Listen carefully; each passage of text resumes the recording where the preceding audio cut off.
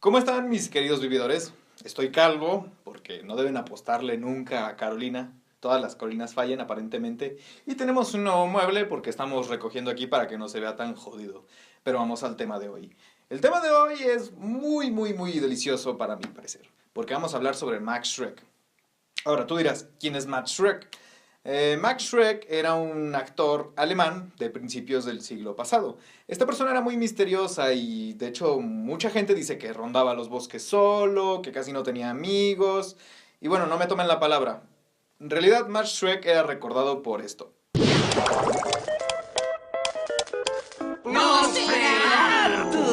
Así es, este señor fue Nosferatu.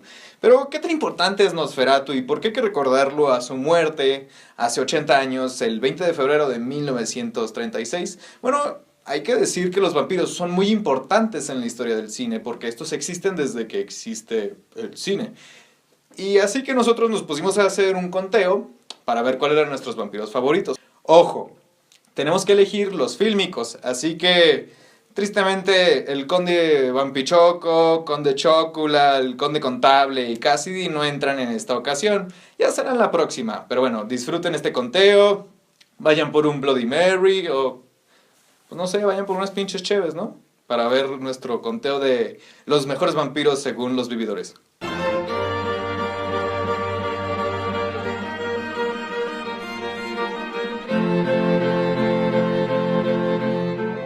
Si has estado en la cena de Navidad ayudándole a tus padres y viendo los especiales navideños, probablemente te has encontrado con un especial que se llama Rodolfo, el reno de la nariz roja. Es el reno de Santa Claus, por si no lo sabías. Este especial está hecho por una empresa que se llamaba Banking Bass. Y sí, es una empresa de animación stop motion y no es la mejor.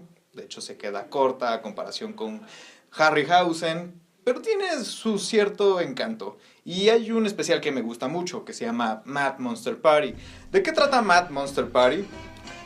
Mad Monster Party trata de el profesor Frankenstein, que descubre una fórmula que hace una explosión gigante, y para celebrarlo invita a todos los monstruos clásicos. Esto incluye a Drácula, por supuesto, a Frankenstein, porque hay que decir, sí se le puede decir Frankenstein, que si les dicen que no, no les hagan caso. También invita al hombre invisible, al hombre lobo, a la momia, a Gilman, al Dr. Jekyll y Mr. Hyde. Y bueno, todos se juntan y pues, surge un desmadre, ¿no? Pero hay que decir las cosas. No es una película excelente. El stop motion es asqueroso. Normal en Banking Bass.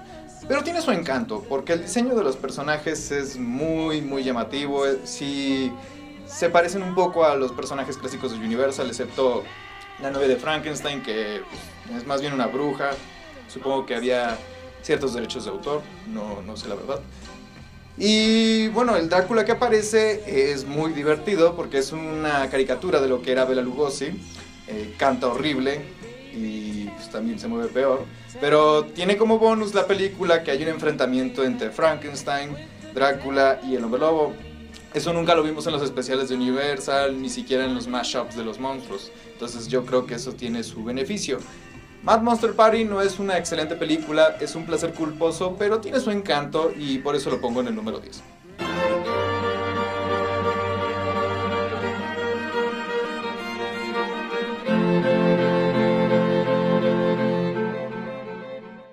La hija de Drácula es una película de Universal Monsters olvidada por el tiempo, y es muy interesante ya que esta película, que salió en 1936, presenta una metáfora lésbica que fue muy atrevida para la época si te pones a pensarlo.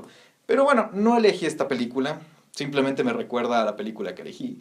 Esta película está dirigida por Jesús Franco. Este sujeto era una piola, te podía hacer 200 películas al año, y su obra maestra se llama Vampiros Lesbos. ¿De qué se trata Vampiros Lesbos? Pues de vampiros y lesbos, o sea, vampiros lesbianas. No puedo decir otra cosa que se trata de eso. De hecho es una película de casi 2 horas de eso. Es una película mal hecha, las actuaciones son pésimas y alude mucho a la época de Ed Wood en la que pues, hacía películas de corte erótico. Pero ¿qué puedo decir a favor de Vampiros Lesbos y por qué está en este lugar? Pues, si te interesa la edición y el montaje al acorde con la música, Vampiros Lesbos es una excelente película en ese sentido, ya que la música, que es una especie de jazz ácido, está muy bien manejado con las escenas que estás viendo de chicas toqueteándose. Sí, ciertamente no es la mejor de las películas, pero también tiene a su favor que las secuencias son un tanto surrealistas y te dan como ese ambiente de que estás en un sueño. De hecho, en ese caso podría defender las malas actuaciones, ya que es bien sabido que cuando estás soñando la gente no te habla de manera natural, entonces creo que puedo defender las actuaciones asquerosas de Vampiros Lesbos en ese sentido, ¿verdad? Y también me recuerda a la etapa en la que estabas viendo la tele en la noche y te encontrabas con esa película que tus papás te iban a regañar, pero la estabas viendo escondidas. Entonces sí, todos tuvimos una película así y Vampiros Lesbos fue mi película, por eso está en este lugar.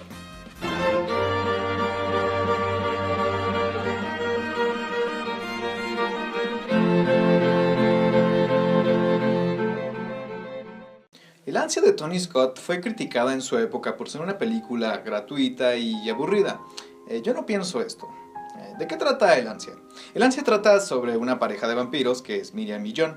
Esta pareja vive en la opulencia total. Son hermosos, son millonarios, dan clases de música clásica y de vez en cuando se van a toquines donde consiguen otras personas para tener sexo como swingers y después matan a estas personas y se las devoran.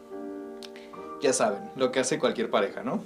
John empieza a envejecer de manera repentina y de manera irónica empieza a buscar ayuda con una doctora que se llama Sara. Sara, al ver su caso, empieza a conocer a la pareja y se forma un triángulo amoroso entre estos tres personajes. Es una película muy interesante ya que los personajes son andróginos. ¿Qué quiere decir andrógino? No tienen un sexo distintivo, de hecho los tres tienen el pelo corto y no hay uno que sea totalmente varonil o totalmente femenino. Está apoyada totalmente a la idea de que tienes a tres de las personas más hermosas que existían en esa época, que es Catherine Deneuve, Susan Sarandon y el fallecido David Santo Padre Bowie. Es un ambiente muy frío en esta película, casi no hay luz de hecho. Y tiene un ritmo muy lento, pero creo que esa es su magia, ya que si la película trata de la pérdida de identidad tanto sexual como de persona, gracias a que Miriam ve a las personas como objetos y cuando ve un objeto nuevo pues se emociona y olvida al otro, tiene que tener ese ritmo, entonces yo le defiendo esa idea al ansia. Es una película muy lenta, un poquito difícil de ver, pero para ser la primera película de Tony Scott, que también ya se nos fue, es un buen logro y es nuestro lugar... ¿Qué? 8. 8 en el conteo.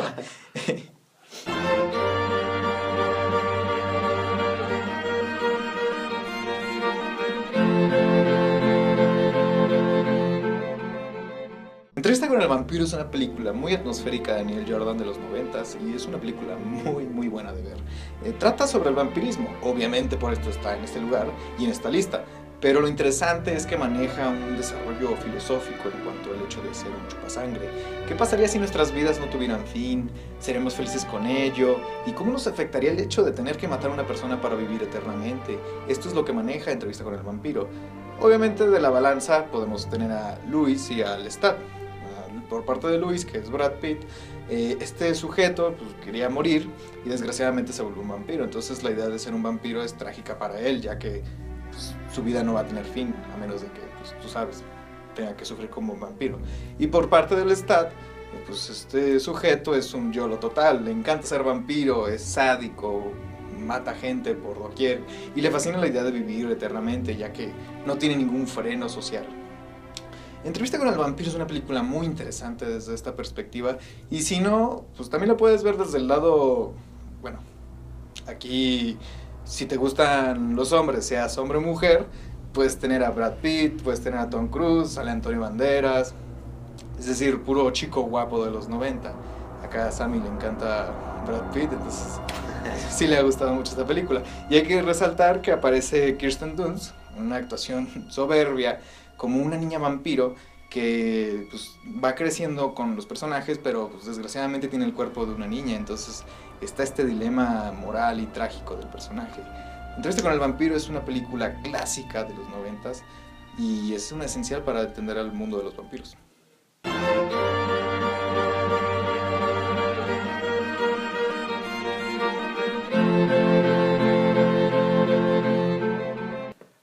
Schumacher. ¿Necesito decir otra cosa? Vamos a darte una pista. Eres un superhéroe en los 90s, tienes mucho dinero, eres huérfano, tienes los pezones bien parados y tienes una tarjeta de crédito que alude al animal que estás tratando de interpretar. Así es, este tipo hizo Batman y Robin. Batman y Robin le hizo mucho daño a la carrera de Joel Schumacher, pero tiene buenas películas y esta es una de ellas. Es Los Muchachos Perdidos. ¿De qué trata Los Muchachos Perdidos? Trata de una familia disfuncional que se muda a un nuevo lugar y bueno, es una señora que tiene 2 hijos. El mayor ya es un adolescente y el menor pues todavía sigue siendo un morrillo menso. El mayor empieza a salir y empieza a encontrar a este grupo como de ponquetos, rockerillos, que resultan ser vampiros y lo contagian. Entonces él se vuelve un vampiro y su hermano trata de buscar una cura o tratar de, pues, al final de cuentas, de acabar con su hermano, ¿no?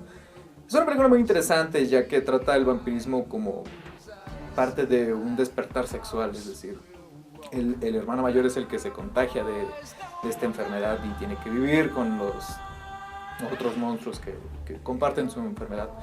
Y es una película clásica de los 80s, clásicas en el sentido de que estas películas mantenían como una especie de un buen balance entre el horror y el humor.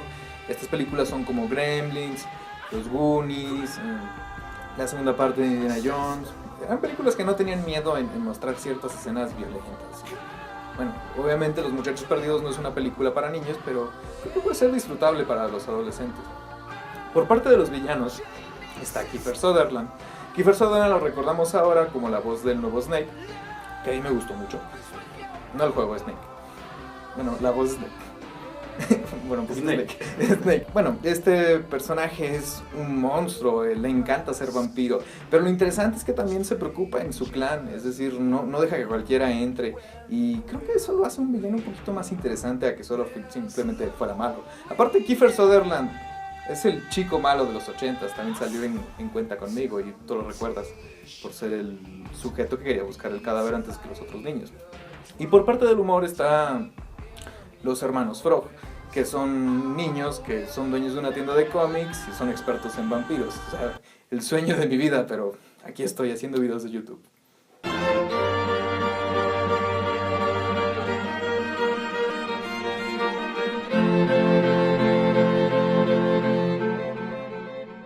Las siguientes películas son puras películas de Drácula, así que nos peleamos, nos sacamos los mocos y yo perdí el pelo otra vez, para ver cuál era la mejor película de Drácula. Empecemos con la primera, ¿no? Drácula de 1958, mejor conocida como El terror de Drácula, El horror de Drácula y El infierno de Drácula. No sé por qué le pusieron tantos subtítulos en otras partes o incluso en DVD, pero bueno. El punto es que es Drácula de 1958. Esta película de Terence Fisher fue el primer acercamiento de la Hammer al vampiro, al mejor vampiro de todos. Después de haber intentado con éxito readaptar a Frankenstein, es decir, empezaron a agarrar los elementos clásicos de Universal Monsters y los empezaron a acercar a una nueva generación. Lo que tiene de interesante Drácula de 1958 es que es una película pues, con un contenido erótico más cargado considerando la época. Digo, no aparecen desnudos, pero sí aparecen mujeres con corsés que no les dejan respirar. Y aparece sangre, es algo interesante. De hecho, la película empieza con un splash de sangre. Ellos saben que eso vende. Aparece Christopher Lee, que todos lo reconocemos por ser Drácula, y Saruman, y muchas otras cosas, y ser pariente de Carlomagno. Ese es un dato real. Y de hecho es el actor que más veces interpretó a Drácula desde 1958. A partir de eso, cerca de una veintena de películas, si no me equivoco. Pero a mí lo que me gusta de Drácula de 1958, aparte de Drácula, es Van Helsing. Porque generalmente este personaje sí aparecía en las otras películas, pero pues eran Van Helsing que no recordabas.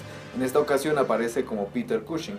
Peter Cushing lo podemos recordar como el general Moff Tarkin, el que le daba las órdenes a Darth Vader en Star Wars Una Nueva Esperanza.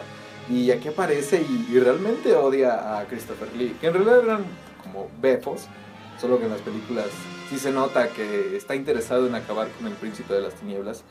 Y las muertes que logra en toda la franquicia son inolvidables. De hecho, en esta creo que es mi muerte favorita del Drácula de la Hammer. Haciéndose cenizas por la luz del sol a través de un vitral. está muy gore, muy interesante y es muy rescatable.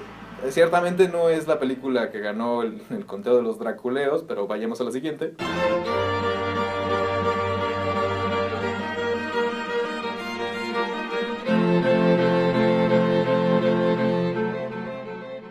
Drácula de 1931, o Drácula de Todd Brown, o Drácula la clásica. Eh, Esta película es muy, muy, muy interesante de ver, ya que en sí no es la primera película de los monstruos Universal, pero fue la que logró que esto creciera a niveles incluso mayores ya con Frankenstein. De hecho, Drácula es una película que no tiene sonido. Si pueden verla con el soundtrack de Philip Glass, los recomiendo mucho, es lo que han estado escuchando en el número, es bastante bueno. Si no, es una película que tiene que verse con un pensamiento, con una idea de que no va a ser la típica película hollywoodense de la época, porque para empezar no hay música, entonces es como si estuvieras viendo una obra de teatro. Tiene todos los elementos clásicos, está el castillo, incluso están los murciélagos que se mueven con hilitos, pero todos sabemos que lo más rescatable es la actuación de Bela Lugosi, que bueno, no podemos dejar de pensar en Drácula sin pensar en Bela Lugosi y su porte tan elegante, su carisma y su mirada. Ciertamente no es una película aterradora, es una película interesante de ver. Y lo que también tiene es muy, muy buena actuación de parte de todos los que están en el elenco. Todd Brown hizo una muy buena película de horror, una película elegante, si es lo que podríamos decir. Ciertamente no es mi favorita de Drácula, más bien es la que sigue.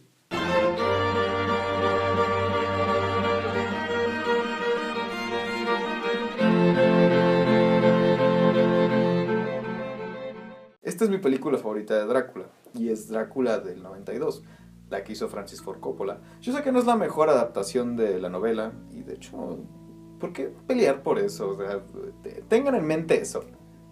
Una adaptación no trata de ser fiel a la novela, trata de hacer algo nuevo. Y yo creo que Drácula de Francis Ford Coppola logra algo nuevo. Déjenme decirles algo, yo veía a este personaje como una especie de héroe trágico. ¿Por qué? Porque era un niño estúpido. Pero antes veía la película en conjunto con Frankenstein de Kenneth Branagh y siempre veía estos personajes trágicos que al final de cuentas no tratan de ser enteramente malos, más bien como los medios y lo que lo rodean los hace ser ese tipo de villano. Y sí, con Drácula yo siento eso. Yo puedo ver a Drácula tratar de recuperar el amor de su vida, que fue la causa por la que terminó haciéndose el villano número uno de la historia de los vampiros. Pero lo hace de una manera trágica y te sientes apegado a él. Además de que Gary Oldman, en todas las interpretaciones del vampiro, lo hace perfecto. Como un anciano con el pelo largo y extraño, sí, se ve extraño, pero se ve muy, muy, muy bien. Como la bestia, lobo, y también como el murciélago, y también como un Drácula elegante y seductor, es perfecto. La película no creo que tenga una falla en sí más que en el acento de Keanu Reeves, que es asqueroso. Yo podría hacer un mejor acento inglés y ni siquiera hace nada de eso. Pero creo que su actuación no es totalmente horrenda. Hace lo que puede. También aparece un Van Helsing con Anthony Hopkins que, si bien es un poquito caricaturesco, sí le da una pelea interesante a Drácula. Y Mina con Winona Ryder, que yo estoy enamorado de Winona Ryder. De la misma manera que estoy enamorado de Demi Moore y de otras cosas. Creo que es un personaje interesante porque también se siente atraído a este seductor de la barba y misterioso y que se siente dañado y ella trata de ayudarlo. Es una película muy, muy, muy interesante de ver desde ese aspecto. De hecho, es una película romántica. De la misma manera que Drácula se vendía como una película romántica desde la primera de Bela Lugosi. Creo que esto todavía mantiene la idea del romanticismo en el personaje y en la cuestión de que quiere seducir mujeres. Y pues, ¿qué más hay que decir? El aspecto visual de la película es bellísimo, bellísimo. Los diseños de vestuario, la escenografía, el hecho de que hayan decidido hacer efectos especiales tradicionales en vez de efectos por computadora.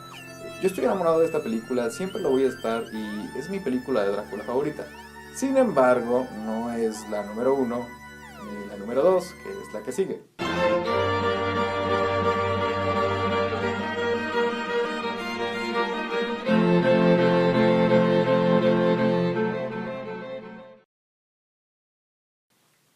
hicimos un video, tiene que salir en el conteo, pero no es el número 1.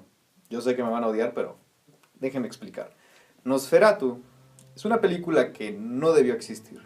Nosferatu era una película que trató de adaptar la novela de Drácula de manera ilegal porque no tenían los derechos. Entonces la esposa de Bram Stoker trató de demandarlos, lo logró y la película se consideró perdida hasta que tiempo después la descubrimos. Pónganse a pensar esto.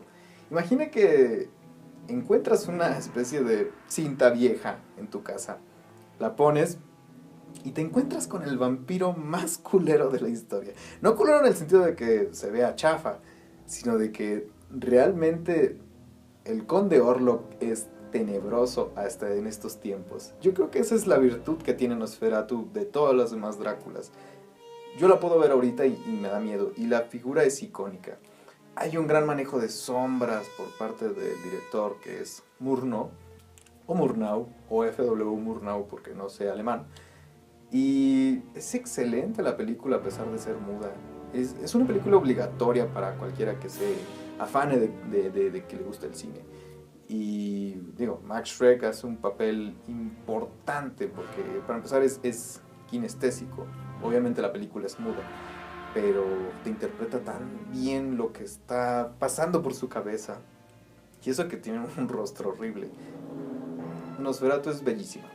Es quizás mi película muda preferida, pero hay que ser honestos y hay una película que le gana. Esta es.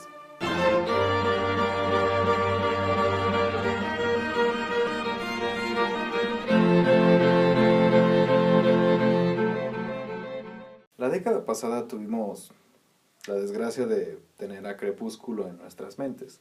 Entonces, ¿qué venía a arreglar el género del vampiro? Déjame entrar. Déjame entrar es una película que yo vi y quedé totalmente fascinado. De hecho, es de las pocas películas que me hace buscar la novela. Y también quedé fascinado. Es una película valiente y muy mórbida. La película trata de la relación que tiene Oscar y Ellie, un par de niños. Oscar es un niño que vive reprimido, de hecho es abusado en su escuela, los niños lo golpean, se burlan de él, no tiene amigos. Entonces su única forma de desquitarse es acuchillar un árbol y desquitarse con cosas que no tienen vida. Y una vez, él vive en unos departamentos y llega Ellie con su padre, que se llama Hakan, y le llama la atención la niña, porque la niña también está sola. Al principio Oscar trata de hacer como una conexión con ella, porque pues, la ve igual que él, y se va dando cuenta de que Ellie no es una niña común. Digo, no es una niña, porque es un vampiro que ha vivido por tantos años y vive a expensas de Hakan, que resulta ser un asesino serial. Si esto suena perturbante es porque lo es, pero la película es de esas cosas extrañas de la vida, porque si bien el tema es grotesco y hay momentos donde realmente te sientes escabroso, el manejo de la fotografía es perfecto. Hoyte van Hoytema, espero haberlo dicho bien, perdóname si no lo dije bien, es uno de esos fotógrafos modernos que están agarrando terreno en Hollywood. De hecho hizo la fotografía de la nueva película de James Bond, Spectre. Oh, Dios. Su fotografía es perfecta. O sea, el manejo que tiene es elegante y mucha gente recordará la escena de la piscina donde sucede lo más violento, pero la película no te deja ser testigo de esto, salvo 2 que 3 momentos donde te quedas con la boca totalmente cerrada y un nudo en la garganta totalmente hecho para que te dure toda la vida. Y la película, lo mejor de todo es que no se tienta el corazón. Trata de ser lo que es. Los temas que representa son serios, son profundos, son grotescos. Pasan en la vida real. Obviamente los vampiros no, pero hay temas como la pedofilia, la soledad, el hecho de ser una persona trastornada.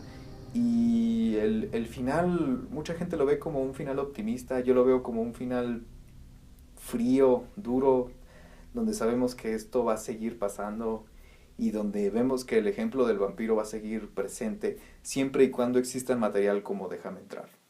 ¿Qué te pareció nuestro conteo? ¿Piensas que Crepúsculo debería estar? ¿Hay alguna que omitimos que sean de tus favoritas? ¿Te gustó mi playera? Deja tus comentarios, danos un like o 2 si puedes. ¿Sí se puede dar 2? No. Bueno, entonces solo 1. Suscríbete si te gustó nuestro contenido y espéranos hasta la próxima semana, ¿no? Bueno, hasta la próxima semana.